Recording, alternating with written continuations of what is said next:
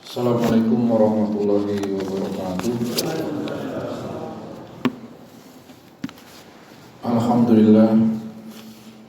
Alhamdulillahirabbil alamin wa bihi nasta'in ala umuri dunya waddin. Asyhadu an la ilaha illallah wa asyhadu anna Muhammadan abduhu wa rasuluhu la nabiyya ba'da. Allahumma shalli wa sallim ala sayyidina Muhammad wa ala alihi wa ashabihi ajma'in. Amma ba'du. Bapak-bapak, ibu-ibu jamaah salat subuh Masjid Nurul Ilmi rahimakumullah. Alhamdulillah, marilah puji syukur kita panjatkan kehadirat Allah Subhanahu wa taala. Pada pagi ini kita masih diberikan banyak nikmat oleh Allah.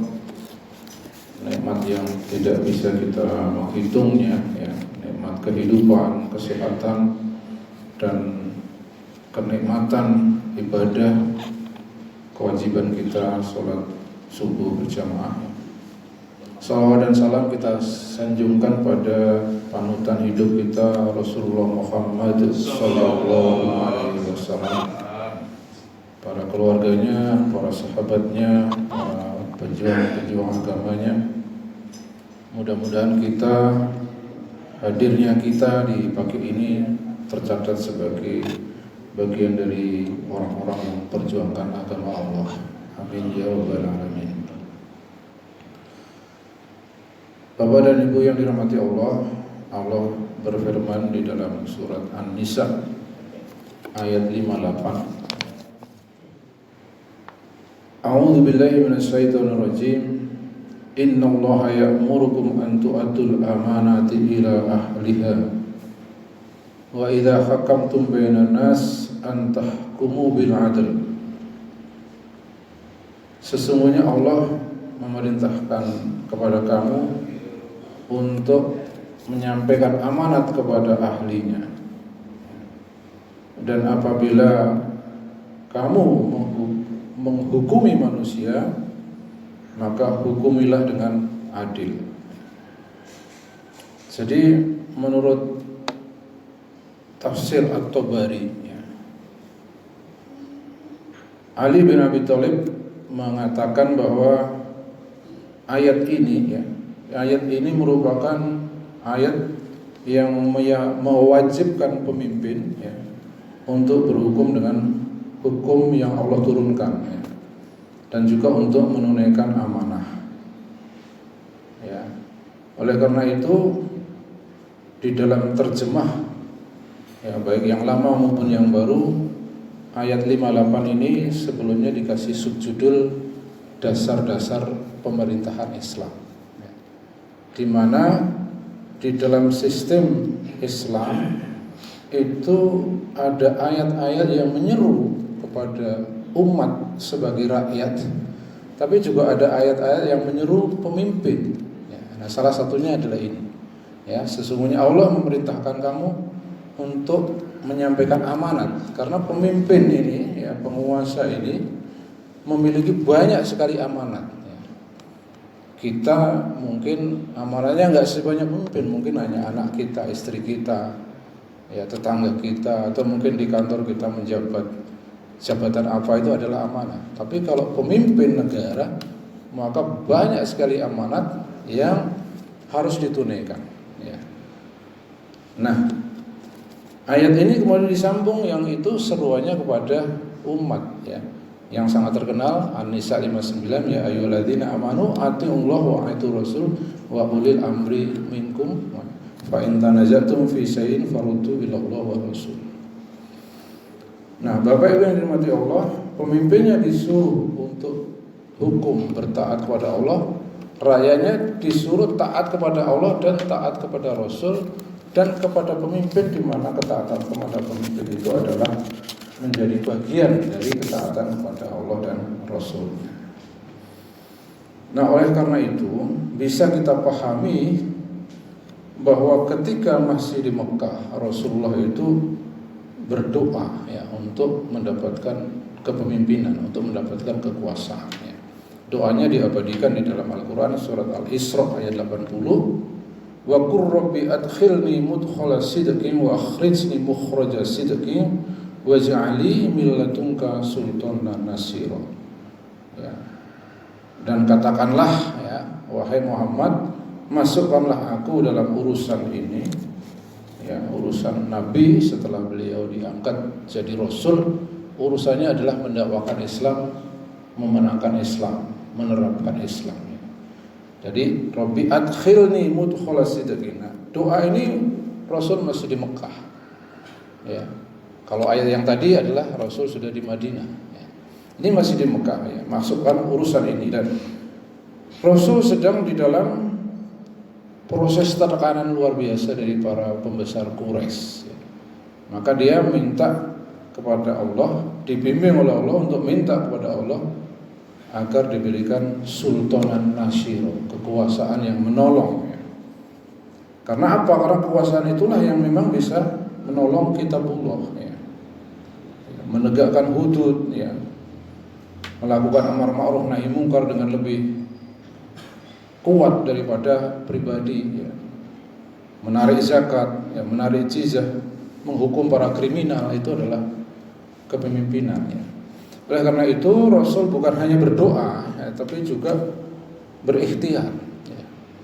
Jadi ketika penguasa Quraisy, ya, yang notabene adalah pamannya, pakdenya, saudara-saudaranya menolak, maka Rasul kemudian mendekati suku-suku yang lain, ya. Terutama di peristiwa ketika banyak suku-suku berdatangan untuk haji. Jadi waktu itu ada haji, cuman hajinya seperti kita ketahui, ya, tawaf sambil telanjang, menyembah berhala di sekitar Masjidil Haram, ya. Jadi ada suku namanya Bani Kindah, ya, yang didekati Rasulullah, dan itu menolak, ya. Apa yang Rasulullah tawarkan? Yang Rasulullah tawarkan adalah masuk Islam dan kemudian mendukung dakwah beliau. Kemudian Rasul mendatangi Bani Amir bin Soso'ah, ya. Dan Bani Amir ini mengajukan syarat, saya akan masuk Islam, saya akan mendukung kamu ya Muhammad, tapi nanti kalau kamu sudah tidak ada, kepemimpinan harus untuk kami. Nah, syarat ini tidak sesuai. Rasul menjawab, kepemimpinan itu milik Allah, ya, akan Allah berikan kepada yang Allah kehendaki. Jadi akhirnya Bani Amir bin Soso'ah yang mau mendukung tapi bersyarat itu Rasulullah tolak. Kemudian ada juga Bani Kindah yang menolak dengan sangat kasar, ya. Dan yang sangat terkenal adalah Bani Thaqif di Taif, ya, yang bahkan mengarahkan anak-anak kecil untuk melempari beliau dengan batu, ya. Beliau diusir, ya, Bani Thaqif di Taif, ya. Dan akhirnya kesabaran beliau menemukan jodohnya, yakni ketika Bani Aus dan Khazraj dari Yasrib yang kemudian berubah nama menjadi Madinah itu, Allah bukakan untuk menerima Islam dan mereka mau mendakwahkan, mau mendukung. Bahkan kalian mereka adalah, saya akan berjuang melindungi bawah Rasul seperti kami melindungi anak dan istri kami. Nah, sejak itulah kemudian Rasul berhijrah, ya. Jadi Rasul berhijrah bukan semata, bukan karena tidak tahan disiksa, tidak tahan dihina, tidak tahan anak buahnya ada yang dibunuh, bukan, tapi karena memang Rasul menemukan kepemimpinan di Madinah dan Rasul kemudian diperintahkan untuk berhijrah.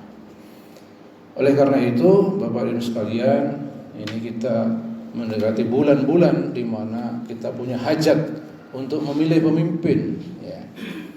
Oleh karena itu ada dua hal yang bisa kita kaji dari peristiwa ketika Abu Dzar meminta menjadi penguasa. Abu Dzar meminta untuk menjadi amil. Amil itu kalau sekarang bupati, ya. Karena amil waktu itu pekerjaannya yang paling utama adalah menarik zakat. Jadi Rasul kepala negara mengangkat wali atau gubernur, kemudian di bawahnya ada namanya amil.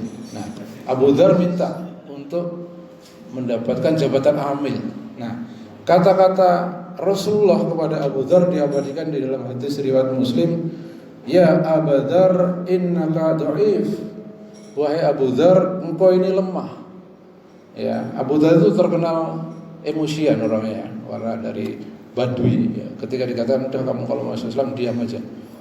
Dia kemudian saya menyuruh digebukin lah orang itu ya. Kemudian sampai kepada Rasul berpesan, sudah katakan kamu diam dulu, jangan emosi. Sampai berkali-kali itu ya. Nah, sehingga dikatakan innaka dhaif ya. Ketidakmampuan menahan emosi itu meskipun itu emosi benar sepertinya, tapi dikatakan sebagai satu kelemahan ya. Wa innaha amanah, dan sesungguhnya kekuasaan itu adalah amanah. Wa innaha yaumal qiyamah, dan pada hari kiamat kekuasaan itu khizyu wa nadamah, akan menjadi kerugian dan penyesalan. Kecuali ya, di sini ini pelajarannya, man akhadha bi haqqiha, yang meraih kekuasaan itu dengan hak, dengan benar, mendapatkan kekuasaan dengan benar, seperti Rasul mendaki suku-suku dan berdoa kemudian menjelaskan, kemudian suku itu mau menerima dengan redho ya. Wa addalladzi alaihi fiha, dan yang menunaikan kekuasaan itu dengan penunaian yang benar ya. Jadi ketika kekuasaan diraih dengan cara yang benar dan digunakan hanya untuk menerapkan Islam, membela Islam, maka disinilah kekuasaan itu menjadi wajib.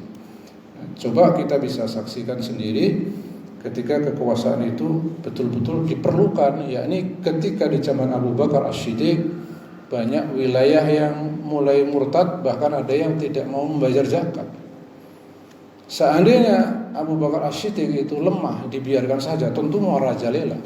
Bahkan tidak mau membayar zakat pun Abu Bakar As-Siddiq kemudian mengatakan saya akan memerangi mereka.